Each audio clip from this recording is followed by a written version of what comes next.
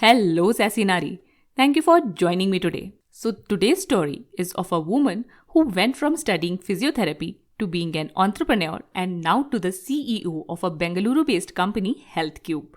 जब उनकी work profiles change हो रही थी तभी उनकी पर्सनल लाइफ में भी रिस्पॉन्सिबिलिटीज बढ़ रही थी. She was about to be appointed as the CEO when she discovered that she was expecting. फिर क्या हुआ होगा? Let's hear it from the woman Runam Mehta herself, क्योंकि अपनी स्टोरी के साथ वो हमें बताएंगी कि हाई स्टेक्स एनवायरनमेंट में हम अपनी सैनिटी कैसे बनाए रख सकते हैं, चाहे वो घर पे हो या फिर प्रोफेशनल लाइफ में हो. Because it's not just about surviving, we gotta thrive too. So join us for your dose of motivation. Before jumping into the episode, please follow Little Fixes on your podcast app and share it with a friend you care about.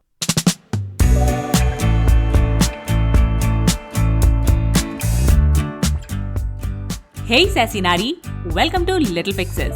This is your host Matri, a social media professional, a mother and a simple yet sassy woman just like you. Join me for 3 simple and practical ideas that help you in transforming into your best self. This mental health and personal growth podcast is a reminder that you matter.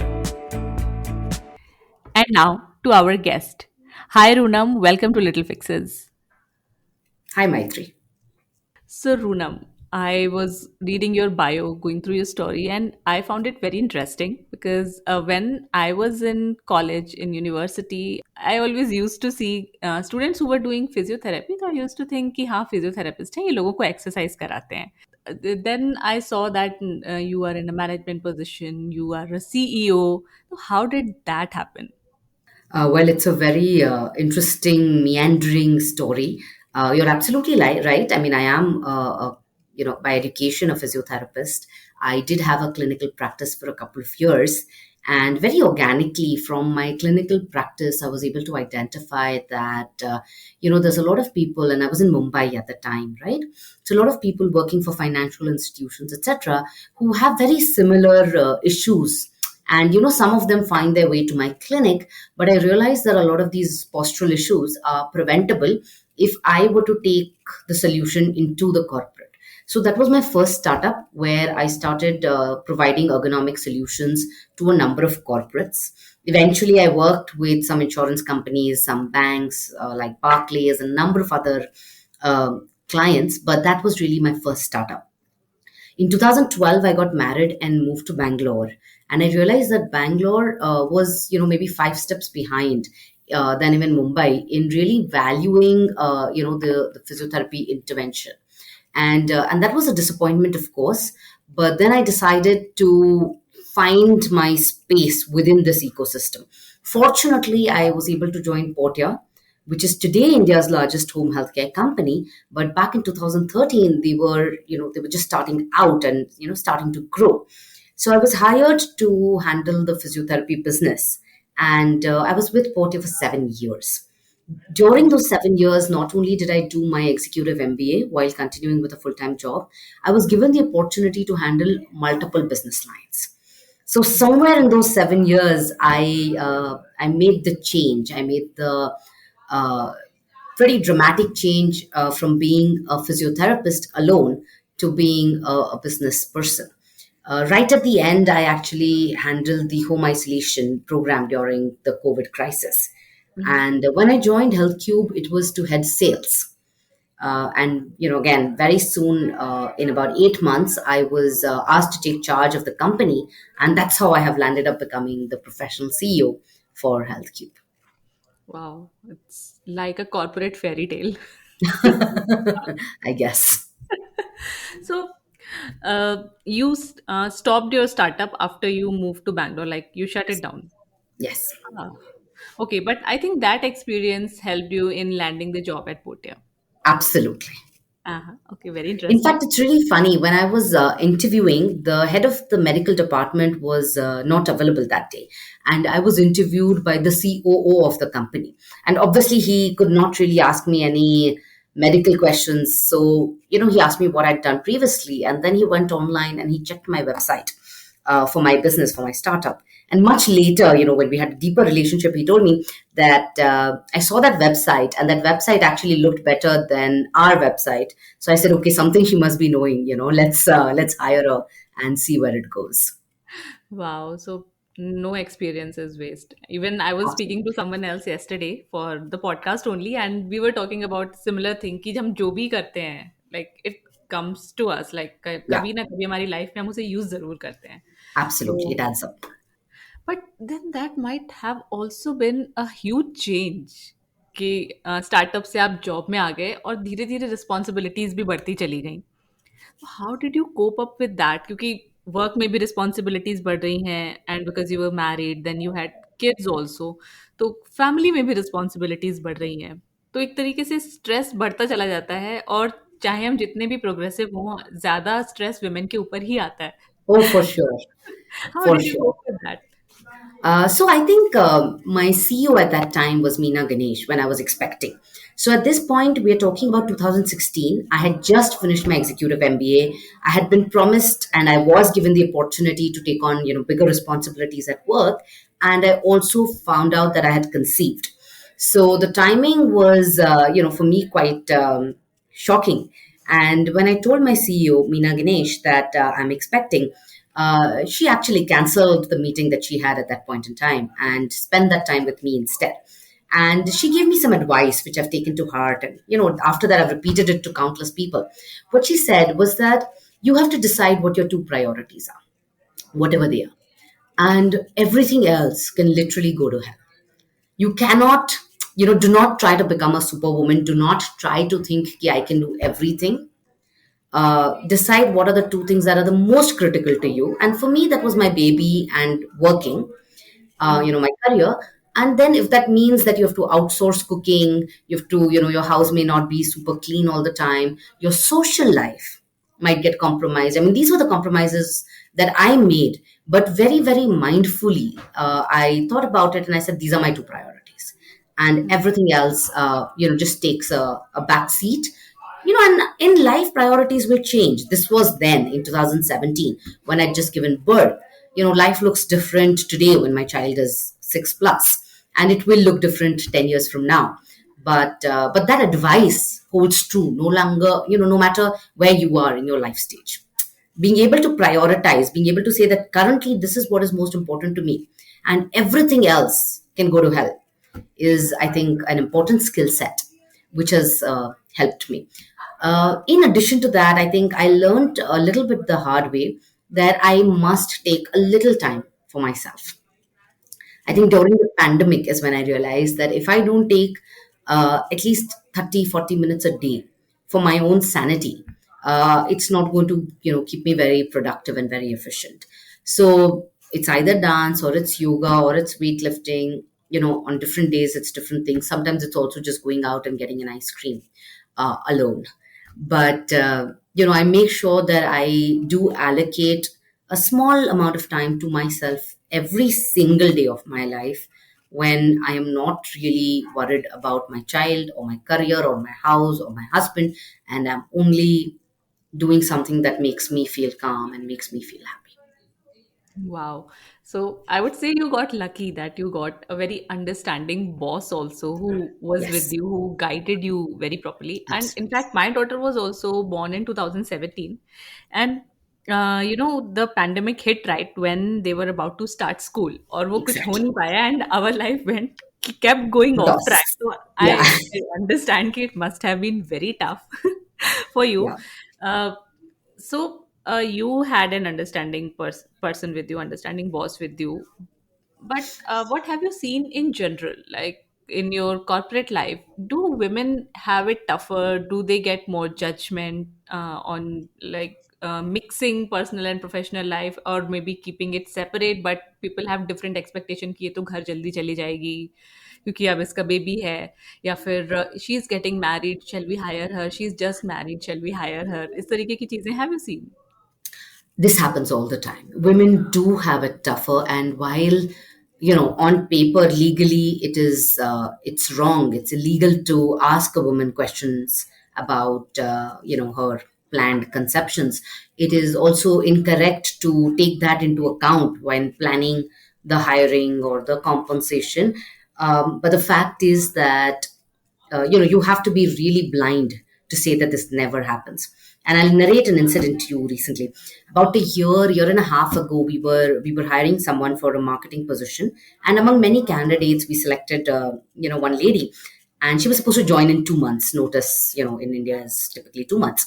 Halfway through that period, she called me and informed me that she had just discovered that she has conceived, and that she would fully understand if the company chose not to hire her. Mm.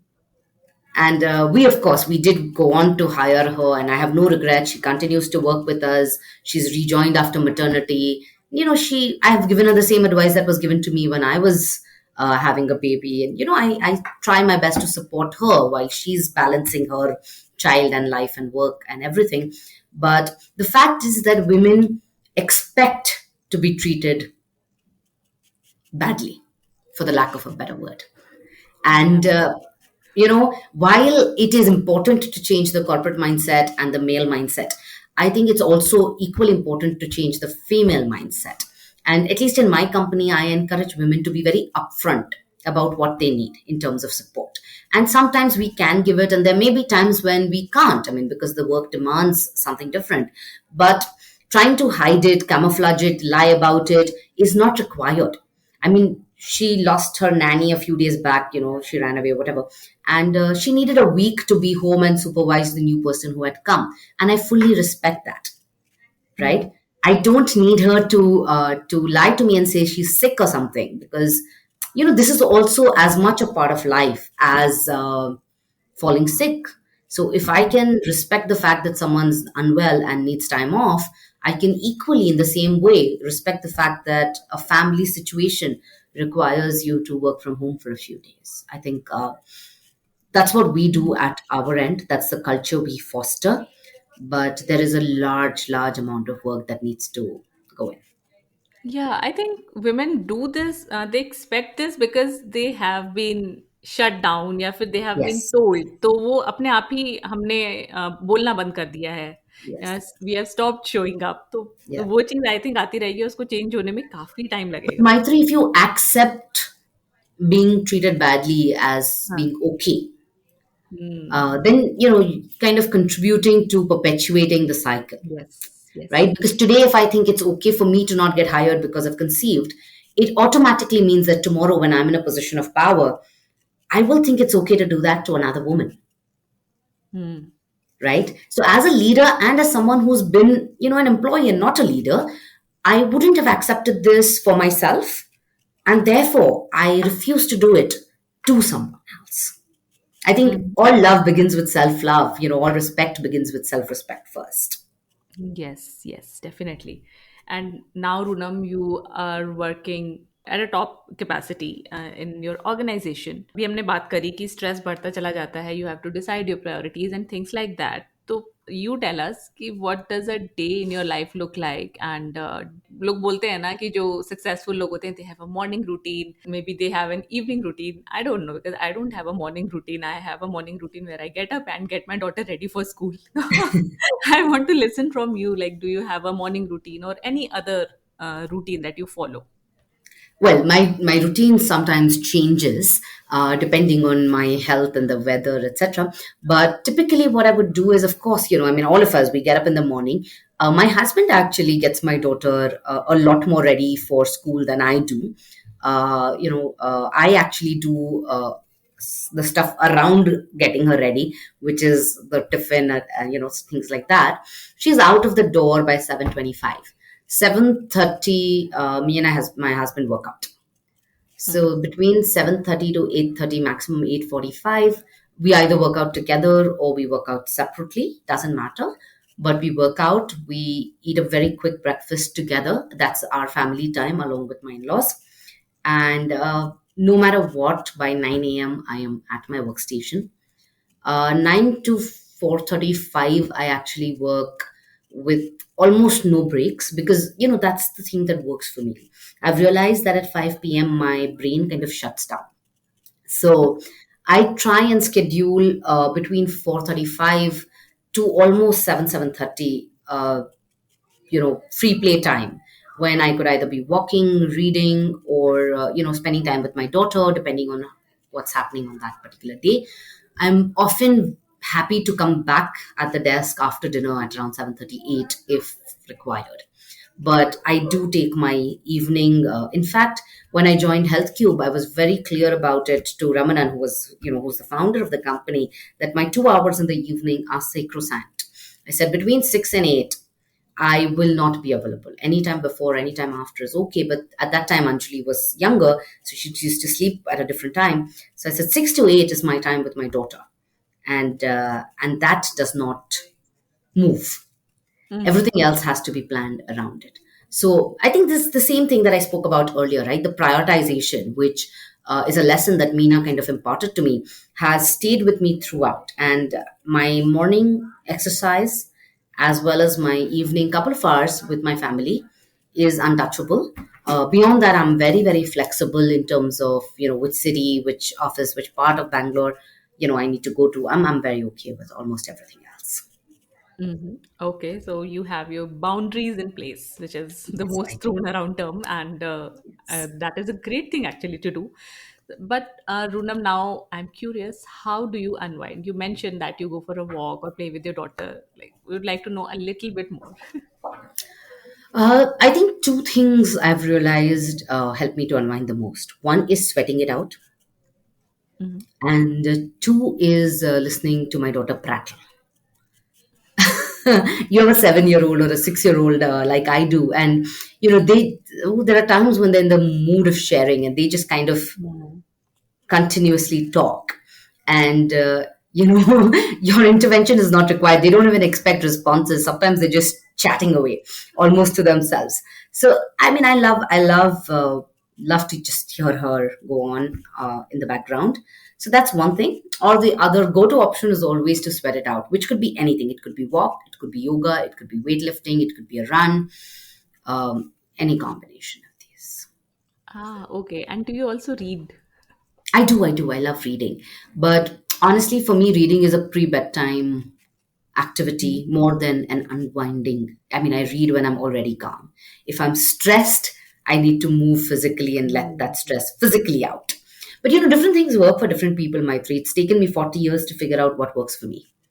I agree with you on that. If I read when I'm overwhelmed with work and I'm thinking कि हाँ मुझे cut off करना है तो चलो पढ़ लेते हैं but उस वक्त मन नहीं लगता है नहीं and you लगता. do not understand anything you are reading. So now I have also moved reading to the bedtime. भले ही आप 10 मिनट ही पढ़ पाओ but I think Yes. that is better. You get a lot more. So, do Yeah. you have a favorite book that you'd like to share Oh, with I us? have several favorite books depending on which genre you're talking about. One of my all-time favorites, I think, would be this book called Grit. Mm, we have that. Another one that I really like is A New Earth by Eckhart Tolle. Very, very different genres, Mm. but I love that. And comfort reading is Harry Potter. Ah, okay. I was introduced to Harry Potter when I was early college years, and I saw the release of I think the last couple of books. Eagerly awaited for them and all of that cycle, and that's still my comfort reading. I'm waiting, in fact, for my daughter to reach that level where she can read and share those books with me. Okay, okay.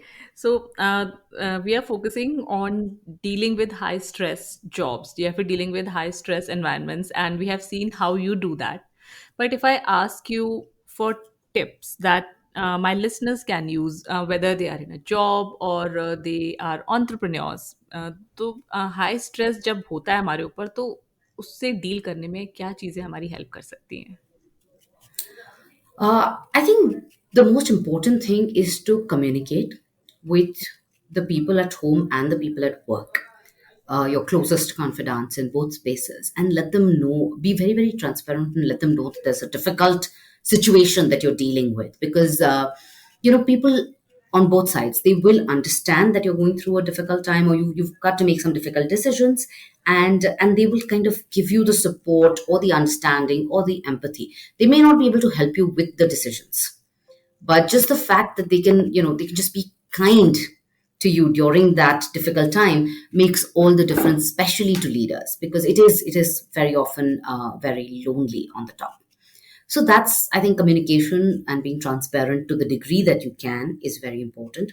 Number one. Number two, knowing what you can do to deal with that stress, in such a manner that it does not impact your mental health. What I'm saying is stress will come. Difficult situations will come. You may have to make, let go people. You may have to make decisions that impact the business. There can be all sorts of high stress situations that you are put in. And and at those times, knowing what will help you personally get through this period, I think is extremely critical, which is a lot to do with self awareness. Sometimes it's about trial and error. But like I said, it is during the pandemic that I realized that I needed to, do that 30 minutes of yoga every day. Otherwise, I would go mad. And, people have to find that, whatever that is, for themselves. Mhm. Okay, so since I've been speaking with you, I see that you have a lot of clarity and lot of understanding what's going around. So, uh, have you always been like this, or did you learn it slowly? I think this is a question better asked to my husband. But I will tell you what he said recently. I think recently he said to me that though my life has become harder, my demeanor has become calmer. Ah, wow. Okay, that's a So I great think thing. when I was in a job in Portia, the responsibilities were, now when I look back, they were obviously smaller, but I think for me they felt really large. Mhm. And I did not probably have all the coping mechanisms in place that I have today. So I think my demeanor or my behavior or the way I would deal with situations was probably was not probably, was definitely very different than where we are today. Mhm. Okay, I think this happens कि जब हम देखते हैं ऐसे when I was not a mother and I was also not working full time, तब मुझे लगता था कि अभी I have a lot of things to do, इसलिए मैं full time job नहीं कर सकती.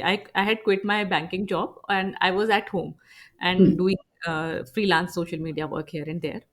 तब मुझे ये लगता था कि बहुत है मेरे पास करने के लिए. I can't do a full time job again.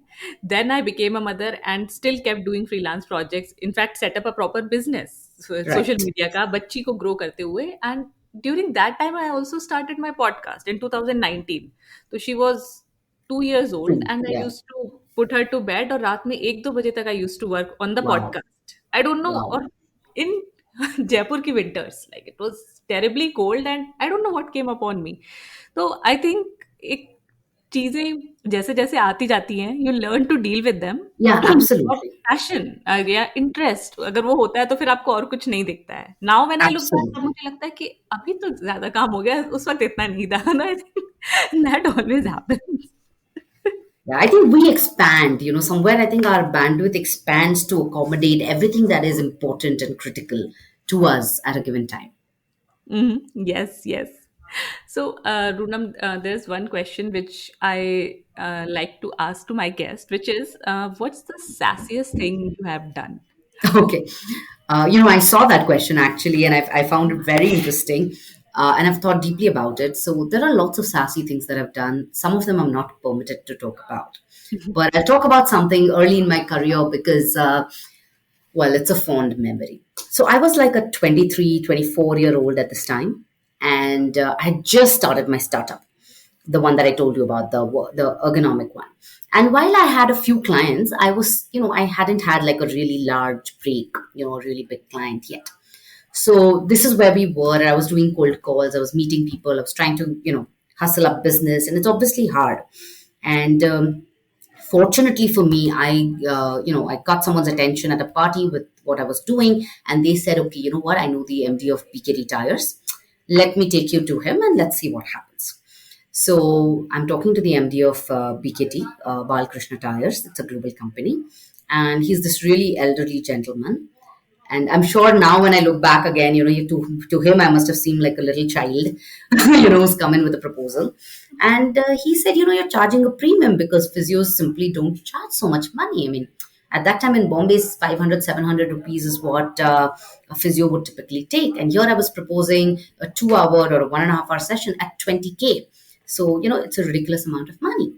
And I said, look, my solution is really unique. And let's do this. You get your top guys in a room, 20 of you guys. And if you don't like my session, it's for free. But if you like my session, then you have to let me do this for all of your Indian employees, which is 200 people. Mm. Okay. So we're talking about 10 sessions, which is about 2 lakh rupees, which to me, about 15 years ago, was large sum of money.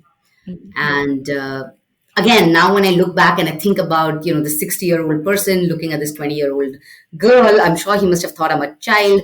And I think he just said yes because of how sassy that move was. And, it worked out for the best because eventually I did do sessions for the entire BKD team. Wow तो यहाँ पे sassy होना helped you a lot. No, but I think being sassy has usually helped. Yeah. It's helped more often than it's not. Uh-huh. Okay.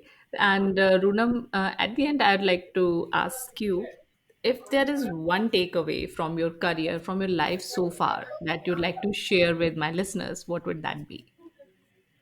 I think it's really hard to give one takeaway, but if I have to, I would say if there's an opportunity in front of you, Hmm. don't shy away from it. Just take it. And I'll tell you why I'm saying that. Most recently, when I joined HealthCube, I was hired as head of sales. I had never done a device business. I'd never done government business. In fact, I've never had a direct sales role in my life. So I was hired as head of sales, and within 8 months in the organization, the board approached me, and the founder said, "I'd like to make you CEO, and take charge of the entire company and run it." And it was scary. It was really scary because the fact is, we all knew I wasn't fully ready. I mean, I had no experience in running an organization of the scale. I didn't know regulatory, I didn't know compliance, I didn't know finance. There was so much that I didn't know. Hmm. But it was an opportunity. And I said, what I know, what I don't know, I will learn. And for the rest, I will hire. And Hmm. I took it. I was extremely, extremely nervous, but I took it. And it's been over 2 years. It's been close to 2.5 years. And I think you don't regret the opportunities you take. You much more regret the opportunities that you don't take. So कभी कभी life में ऐसे opportunities आते हैं जो once in a life time होते हैं which can change your trajectory, which can change the path that you are in. And whenever that opportunity comes, it's always going to be scary, but just take it. It's very difficult. If I see something even a little different from what I do, I mostly say no. कि नहीं इसमें मेरा experience नहीं, I can't do it. And in my heart or in my head, I don't know. I feel कि I'm being honest कि मुझे नहीं आता है. But when I later think about it, तो मुझे लगता है कि अगर मुझे नहीं आता था, but still they reached out to me because they thought कि I could do this. Exactly. है ना? Exactly. तो then I have also spoken to a lot of people who say कि men will never say no. Yeah. They will take it, they will wing Yeah. it, and somehow nail it also. Yeah. Yeah. Yeah. Yeah. Yeah. Absolutely. Absolutely. And the fact is that, look, if you can do 70, 80% of the things well, right? Hmm. For the others, it's absolutely okay to get help. It's absolutely okay to learn. It's absolutely okay to take a little more time, right? Hmm. To get to the level that you need to be. But when you let the opportunities go, then you don't know what you could have grown into.